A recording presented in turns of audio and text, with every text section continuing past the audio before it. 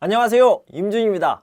자, 오늘도 9개의 꼭지를 준비했습니다. 오늘은 한국문화 네 번째 시간입니다. 자, 방송과 신문으로 시작을 해볼게요. 자, 여기 보면요, 뉴스, 일기예보, 교양, 스포츠 중계, 라디오 이런 것들이 있는데요. 다 방송과 관련된 이야기죠. 방송 이야기부터 해보도록 하겠습니다. 자, 먼저 텔레비전을 볼 텐데요. TV라고 많이 얘기하죠. 그래서 이 TV에는요, 뭐 예를 들어서 KBS라든가 MBC, 그 다음에 SBS, 그 다음에 EBS 이런 것들이 있는데요. 자, 이런 것들은 여러 가지 다양한 방송들을 하고 있고요. EBS 같은 경우에는요, 이가 education이라는 말로 교육을 나타냅니다. 그래서 교육방송으로 알아두시면 되겠습니다. 교육방송 EBS다, education이다 이렇게 생각하시면 되겠고요. 라디오는 당연히 음성으로 듣는 것으로 하는 거죠. 자, 그런데요, TV는 보는 겁니다. 눈으로 보는 거죠. 이런 것들을요, 시청하다라고 얘기합니다. 자, 다시요. 시청하다라고 얘기하는데, 자, 시청이라는 말에는요, 시라는 것은 보다라는 뜻이고요. 청이라는 말은 듣다입니다. 보고 듣는 것, 시청하다, 텔레비전을 보고 듣다, 시청하다라고 얘기했는데 라디오는 보는 게 없어요. 그러면 청하다라고 얘기합니까? 듣는 것만 있으니까요. 아니요, 청취라는 말을 씁니다. 라디오를 청취하다. 그래서 텔레비전을 보는 사람을요, 시청자라고 얘기하고요. 라디오를 듣는 사람을 청취자라고 얘기합니다. 자라는 말은 사람이라는 뜻이죠. 자, 그리고 신문에 대한 이야기를 해볼 텐데요. 신문은 종이로 만든 것을 얘기하는 거죠. 종이로 만든 것이다. 이렇게 알아두시면 되겠습니다. 자, 종이로 만들었으니까 프린트를 해야 되겠죠. 프린트를 한 것을요, 한국말로 하면은 프린트한 것, 인쇄물이다. 여러 가지 소식과 정보를 프린트했다, 종이에 인쇄했다, 인쇄물이라고 생각하면 되겠습니다. 자, TV 중에서 또는 라디오에서 뉴스에 대한 이야기를 한번 해볼게요. 자, 기자가 있는데요. 기자는 여러 가지 정보, 소식을요, 알아보는 일을 합니다. 알아보다라고 얘기할 수 있는데 이 알아보다를요, 취재하다 이렇게 다르게 표현할 수 있습니다. 취재하다, 알아보다. 알고 있으면 됩니까? 아, 그렇군요. 그러고 끝나면 돼요? 안 되죠. 다른 사람에게 알려줘야 되죠. 자, 알려주는 일을 하는 사람을요, 아나운서라고 얘기하는데 알려주다를 아까도 얘기했지만 지난 시간에도 얘기했듯이 보도하다라고 얘기합니다. 다른 사람들에게 알려준다. 자, 특파원이라는 것은요, 특별히 파견된 사람을 얘기합니다. 다시 한번요. 특별히 파견된 사람을 얘기하는데요. 그런 사람들을 특파원이라고 얘기합니다. 특별히 파견됐어요. 미국에서 무슨 일이 생겼습니다. 그러면 미국으로 달려가서 그 일을 알아보겠죠. 그래서 특별히 그쪽으로 보내진 사람, 파견된 사람을요, 특파원이라고 얘기합니다. 자, 앵커는 뉴스를 진행하는 사람입니다. 진행자라고 얘기할 수 있는데요. 흔히 말하는 MC라고 생각을 하면 되겠죠. 뉴스의 MC다 이렇게 알아두면 되겠고요. 프로듀서는 PD라고 얘기하죠. 만드는 사람입니다. 감독이라고 생각하시면 되겠습니다. 그래서 뉴스를 만드는 사람, 제작자라고 얘기할 수 있겠죠. 자, 문제를 보도록 합시다. 그녀는 국내 신문사에 소속, 국내 신문사에서 일하는 사람인데요. 지금은 미국에 가 있어요. 왜요? 미국에서 특별히 취재할 것들이 있습니다. 특별히 파견이 되었죠. 그래서 특파원으로 가 있다라고 얘기할 수 있겠습니다. 자, 나는 주말 드라마를 땡땡하기 위해서 집에 일찍 들어왔다라고 했는데 드라마를 어떻게 합니까? 보다, 듣다 이렇게 얘기할 수 있겠죠. 보는 것을 시, 듣는 것을 청, 텔레비전을 드라마를 어떻게 합니까? 시청하다라고 얘기할 수 있겠죠. 드라마를 시청하기 위해서 집에 일찍 들어왔다 이렇게 생각할 수 있겠습니다. 자, 이민 생활을 봅시다. 외국 사람들이 한국에 왔습니다. 다른 나라에서 생활하는 것을 이민 생활이라고 얘기하죠. 자, 이민 생활을 하다 보면 국적을 받아야 되는데 취득, 받아서 내 것으로 만드는 것을 취득이라고 하는데요. 이렇게 국적을 취득해서 한국 사람이 되는 것을요. 귀화라고 얘기하죠.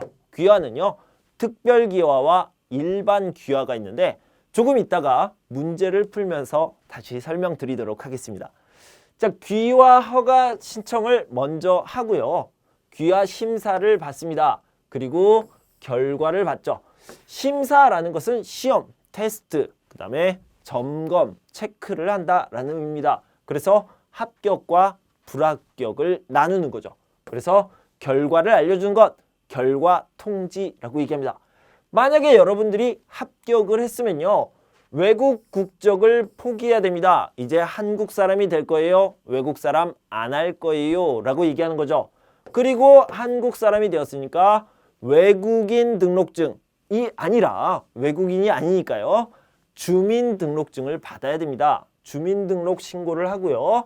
방금 말씀드린 것처럼 외국인 등록증을 다시 주어야 돼요. 그러니까 저는 외국인 아닙니다. 라고 해야 되고요. 그 다음에 주민등록증을 받아야 되죠. 발급받아야 됩니다. 자, 귀화에 대한 이야기를 하기로 했는데요. 먼저 일반 귀화와 일반 귀화가 있고요. 그 다음에 특별 귀화가 있는데 일반 귀화, 특별 귀화 나눠서 얘기를 하도록 하겠죠. 자, 특별 귀화 같은 경우는요. 한국에 도움이 되는 사람, 한국에 큰 도움을 준 사람을요.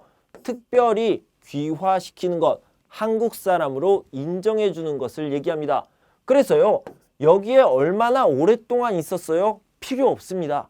뭐 한국어를 잘해요? 필요 없어요. 그냥 특별히 귀화를 시켜줍니다. 한국 사람으로 인정을 해주는 것을 얘기합니다. 자, 그런데 일반 귀화 같은 경우는요. 5년 이상 한국에 살아야 된다. 이런 조건이 있고요. 다른 여러 가지 조건이 모두 만족되었을 때 귀화를 할 수 있습니다. 자, 문제를 보면서 더 알아보죠. 한국 국적을 취득하는 방법에 대한 설명으로 맞는 것, 옳은 것을 찾아봅시다. 특별 귀화 대상자는 한국에 1년 이상 거주할 필요가 없다고 그랬죠. 얼마나 오랫동안 거주하느냐? 그런 것들은 중요한 조건이 아닙니다. 자, 일반 귀화는 한국에 5년 이상 계속하여 체류한 성인을 대상으로 한다. 네, 맞는 표현이고요. 한국 국민과 결혼한 외국인이라면 누구나 간이 귀화를 신청할 수 있다? 아니요. 다른 조건들이 필요합니다. 결혼했다고 해서 다 되는 것은 아니다. 이렇게 알아두시면 되겠습니다. 한국 국적을 상실했다, 잃어버리다, 잃다라고 생각할 수 있는데요. 누구나, 자, 이런 부분은 주의해야 돼요. 누구나는 아닙니다. 그래서 국가에서, 나라에서 허락한 사람만 다시 한국 국적을 취득받을 수 있습니다. 그래서 이 누구나 부분을 조심해야 된다라고 생각하시면 되겠습니다. 정답은 2번이 되겠네요. 자, 한국인의 매력, 한국인의 특성 이런 것들에 대해서 얘기할 텐데요. 흥이나 정은 사회통합 프로그램 교재에도 나와 있죠. 자, 흥이나 정부터 먼저 얘기를 해봅시다. 정은요. 따뜻한 마음이라고 배웠을 겁니다. 따뜻한 마음이라고 얘기할 수 있는데 이것은 맘이라고 한 글자로 정리해 봅시다. 흥은 즐거운 마음, 즐겁다, 즐거운 것 이렇게 얘기할 수 있고요. 신난다, 신이라고 한 글자로 정리해 봅시다. 자, 기는요. 힘입니다. 정신적인 힘, 그 다음에 육체적인 힘, 몸의 힘과 마음의 힘인데요. 힘이라고 이렇게 한 글자로 정리를 해볼 수 있죠. 자, 다시 한번요. 기라는 것은 한국인의 힘이라고 얘기할 수 있고 흥은 한국인의 신난다라는 거고요. 정이라는 것은 한국인의 마음, 맘 이렇게 한 글자씩으로 정리를 해볼게요. 자, 한국인은 관계를 굉장히 중요하게 생각하는데요. 혈연, 지연, 학연 이런 것들이 있습니다. 혈연이라는 것은요, 피로 연결되는 겁니다.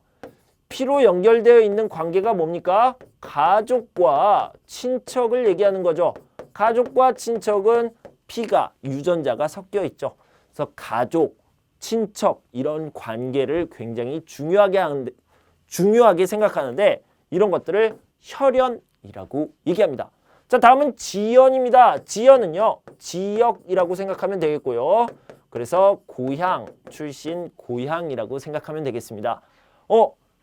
임준 씨도 서울 사람이에요?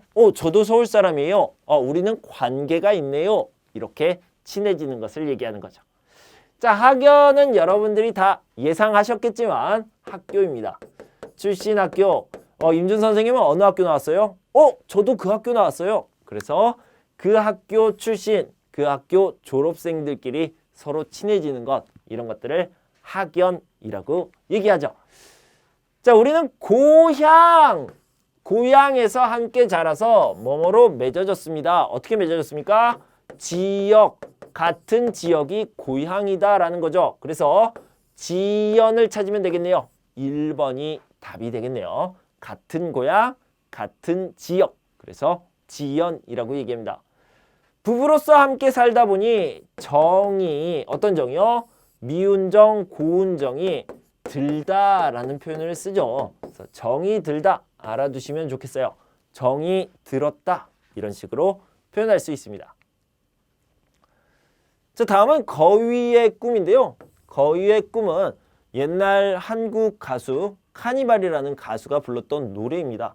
거기에 보면요, 자기가 꿈꾸는 것, 자기 마음속에 품고 있고 자기가 되고 싶은 것을 꼭 이루겠다 이런 표현들이 많이 나와 있는데요.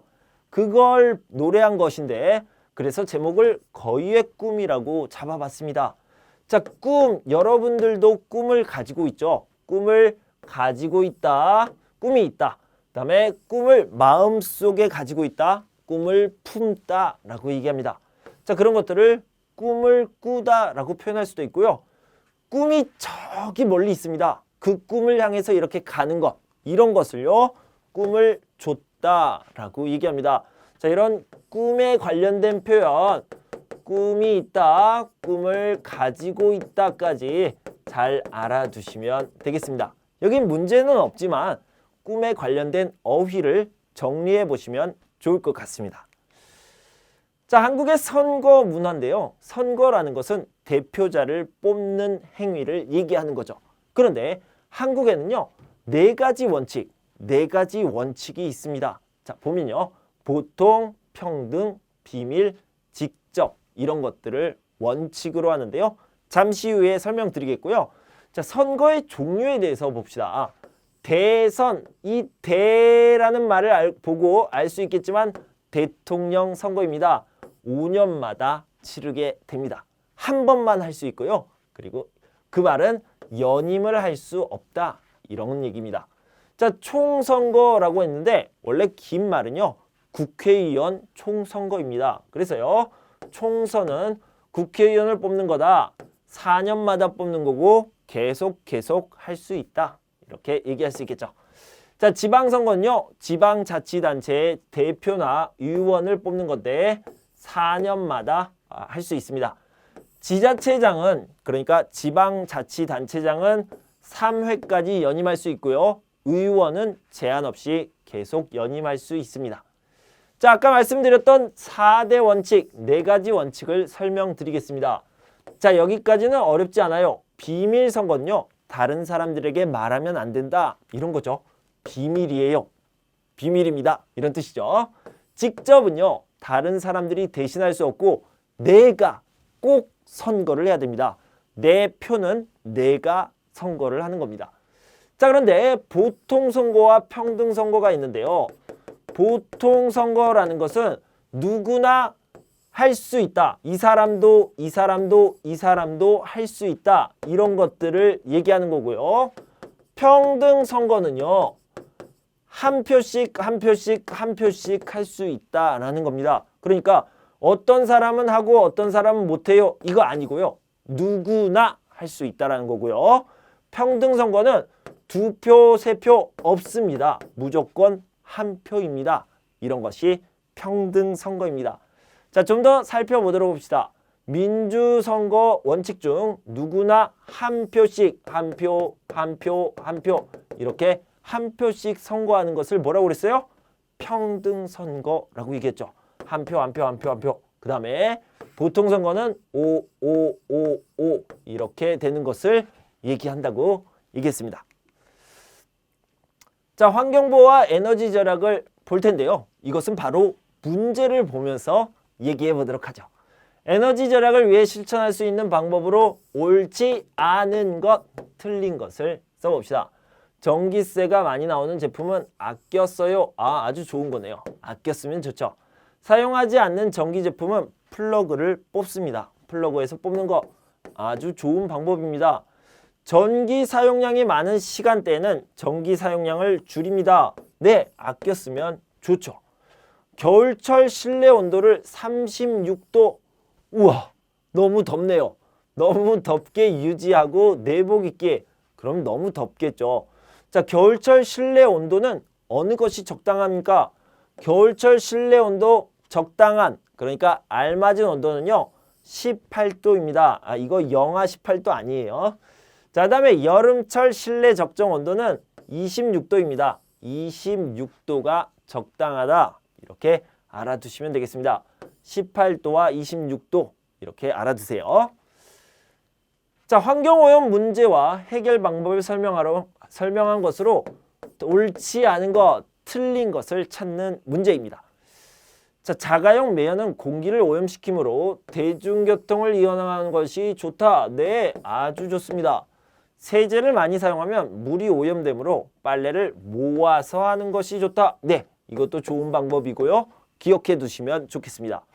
농약을 많이 사용하면 땅이 오염되므로 친환경 농법을 활용한다. 농약을 많이 사용하지 않는다. 네, 좋은 방법이네요. 자, 물병을 사면, 요즘은 텀블러라고 얘기하죠. 물병을 사면 돈을 낭비하게 되므로 종이컵을 사용하는 것이 좋다. 이거 맞나요? 돈을 절약해야 됩니까? 아니요. 종이컵은요, 일회용품입니다. 한 번 쓰고 버리면 쓰레기가 많아지죠. 일회용품을 사용하지 않는 것이 환경에 좋습니다. 자, 그래서 이것은 틀렸습니다. 4번이 답이 되겠습니다. 자, 다음은 한국의 명소에 대해서 얘기를 할 텐데요. 유네스코라는 단체가 있습니다. 그러니까 뭐 이런 단체인데요. 이런 단체에서 아주 문화적으로 가치 있는 것들에게 여기에 등록을 시켜줍니다. 등재라고 얘기하는데요. 유네스코에 등재된 한국의 문화재를 살펴봅시다. 자, 이런 것들이 있고요. 우리 교재에 보면 2018년에도 2019년에도 새롭게 등재된 것들이 많이 있습니다. 여러분 한번 살펴보시면 좋을 것 같습니다. 그래서 이런 소중한 문화재가 있다 알아두시고요. 자, 다음은 인구 변화입니다. 그래서 인구가 많아졌다가 적어졌다가 이렇게 변화가 생겼는데요. 실제로 1960년대에는요. 인구가 엄청 많아졌습니다. 특히 아이들이 많았죠.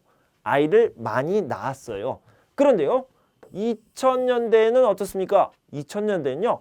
아이를 조금만 낳았습니다. 그래서 문제가 되었죠.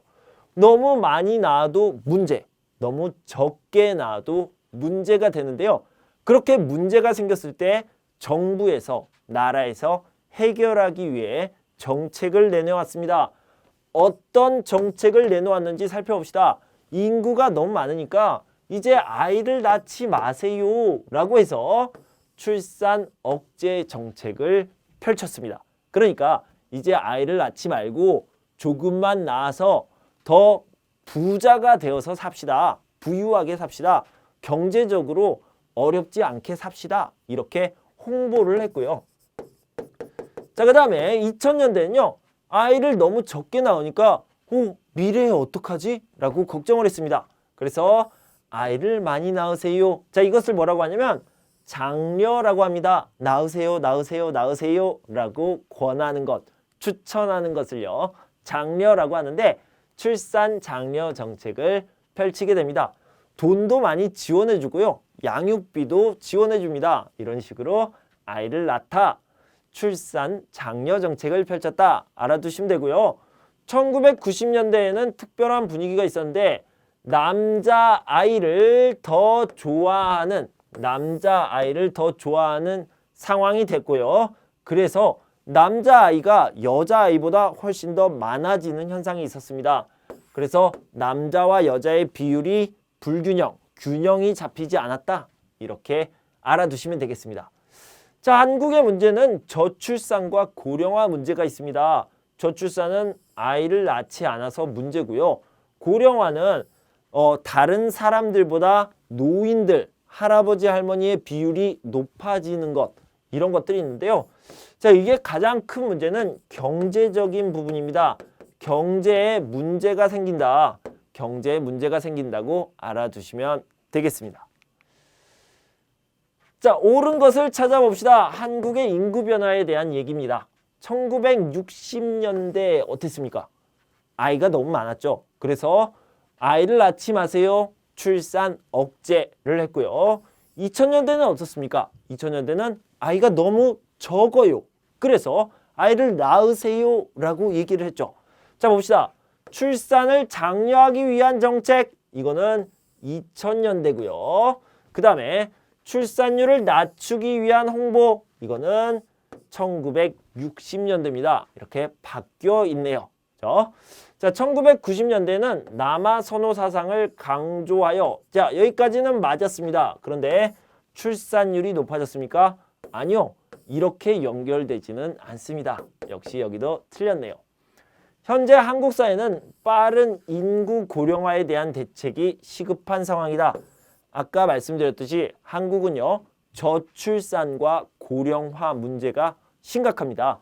빨리 이 문제를 해결해야 됩니다. 4번이 답이 되겠네요. 자, 법과 질서 부분을 보도록 하겠습니다. 자, 여러 가지 법이 있는데요. 여기서는요, 법을 어긴 상황을 얘기하고 있습니다. 네, 무단횡단, 그러니까 신호등이 있는 곳이 아닌데, 또는 신호등이 빨간색인데 막 길을 건넙니다. 이런 것들을요, 무단횡단이라고 얘기를 하죠. 무단횡단 말고 신호 위반이라는 게 있습니다. 이것은 운전을 할 때 하는 건데요. 빨간 불인데 지나가 버렸습니다. 아니면 지금 이렇게 오른쪽으로 돌아갈 수 없는데, 우회전을 할 수 없는데 막 돌아가요. 이런 것들은 신호 위반이라고 얘기하죠. 그런데 이 위반이라는 말이 나왔습니다. 위반이 뭐예요? 자, 여기부터 보도록 할게요.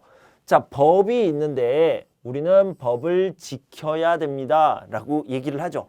그런데 법을 지키다라는 말을요, 조금 어려운 말로 법을 준수하다 이렇게 표현할 수 있습니다. 법을 지키다, 법을 준수하다 같이 알아두시면 되겠고요.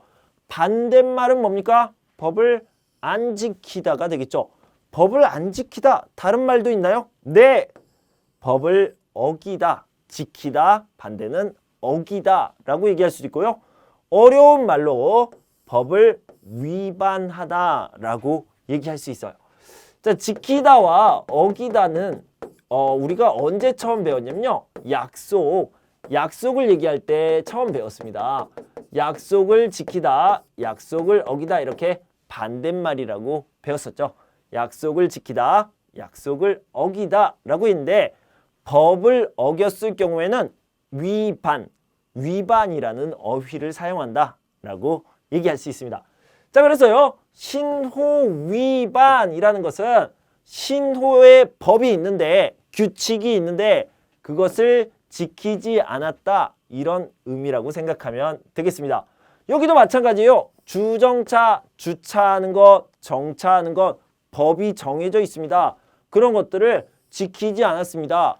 위반했습니다. 법을 지키지 않았다, 위반 알아두시고요. 음주운전, 운전은 알겠는데 음주는 뭐예요? 자, 여기 술이 있네요. 그래서 술을 마시는 것을 음주라고 얘기하고요. 그래서 운전을 하는 것은 운전은 운전이죠. 그래서 술을 마시고 운전하는 것은 나쁩니다. 술을 마시는 거 괜찮아요? 운전하는 거 괜찮아요? 그런데 같이 해요? 절대 안 됩니다. 음주운전은 불법이다. 그러니까 법을 어기는 것이다. 알아두시고요. 자, 무단이 여기 있습니다. 쓰레기, 무단 투기, 무단횡단이라고 했는데 이 무단이라는 것은 마음대로, 함부로 하는 것을 얘기합니다. 마음대로 길을 건너는 것을 무단횡단, 그 다음에 마음대로 쓰레기를 버리는 것을 쓰레기, 무단투기 이런 식으로 얘기를 하죠. 그 다음에 자, 이것도 의미도 마음대로라는 뜻이고요. 쓰레기를 마음대로 태우면 안 됩니다. 이런 것도 불법이고요. 고성, 큰 소리로 방가, 노래를 부르다. 노래는 어디에서 불러야 됩니까? 노래해도 괜찮은 곳, 뭐 노래방이나 아니면은 뭐 특별한 곳에서 노래 불러도 됩니다. 그런데요, 길거리에서 이렇게 시끄럽게 다른 사람들에게 피해를 주면서 노래를 부르면 안 되겠죠. 이런 것도 불법이라고 할 수 있습니다. 자, 노상이라는 말은요, 길입니다. 길. 밖에서, 길에서 방뇨라는 것은요, 오줌을 싸다, 오줌을 싼다라는 얘기입니다. 그래서 길거리에서 이렇게 오줌을 싸는 것도 불법이죠. 그렇게 하면 안 됩니다. 자, 다시 한번 법과 질서라는 게 있는데 법을 지켜야 됩니다. 그런데 법을 지킨다라는 말은 법을 준수하다 이렇게 표현할 수 있고요. 반대로 법을 안 지키다는 법을 어기다 이렇게 표현을 합니다. 조금 어려운 말로 법을 위반하다라고 했는데 이 위반이라는 말은 신호 위반 또는 주정차 위반 이런 식으로 얘기할 수 있다라고 생각할 수 있습니다. 자, 생활 속의 질서를 좀 더 살펴보도록 할게요. 길을 걸으면서 담배를 피우지 않습니다. 네, 아주 중요한 부분이죠. 대부분의 장소에서는요, 흡연, 그러니까 담배를 피우는 것이 금지되어 있습니다. 흡연 금지. 흡연 금지를 조금 다른 말로요, 금연이라고 얘기할 수 있겠죠. 그래서 서울 시내 여러 곳, 아주 대부분의 곳이요, 금연 장소입니다. 그러니까 지정된 장소, 정해진 장소에서만 담배를 피워야 됩니다. 자, 그다음에 에스컬레이터나 엘리베이터에서는 뛰지 않아야 됩니다. 사실 에스컬레이터에서는 걷는 것도 안 되는데요. 특히나 뛰지 않아야 됩니다. 왜요? 안전을 위해서 그렇습니다. 저런 에스컬레이터나 엘리베이터에서 뛰면요, 위험할 수 있습니다. 그래서 안전을 위해서 뛰지 않아야 된다. 가만히 있어야 된다. 이렇게 알아두시면 되겠고요. 애완동물 데리고 나올 때는 목줄을 착용해야 된다. 그래서 동물의 목에 이렇게 길게 늘어진 것을 목줄이라고 하는데 이 애완동물은요, 명칭이 좀 바뀌었습니다. 애완동물이라고 얘기했는데 요즘은요, 반려동물이라고 얘기합니다. 자, 어떤 차이가 있냐면요, 애완이라는 것은 내가 좋아하는 장난감 같은 그런 느낌입니다. 그런데요, 반려동물이라고 하면 우리 가족이다, 우리 식구다 이런 느낌이 들어가 있기 때문에 요즘은 애완동물보다는 반려동물이라는 말을 씁니다. 만약에 이 반려동물이요, 개면 반려견, 이 개란 뜻입니다. 그래서 우리 개가 있는데 식구예요. 그러면 반려견이에요. 이런 식으로 표현을 합니다. 자, 여기까지 이렇게 9개의 꼭지를 함께 알아봤습니다. 여러분들 공부하시느라 수고 많으셨고요. 저는 다음 시간부터 한국 사회의 이해 부분을 준비해서 돌아오도록 할 텐데요. 여러분들 그때까지 건강하고 행복하세요. 감사합니다.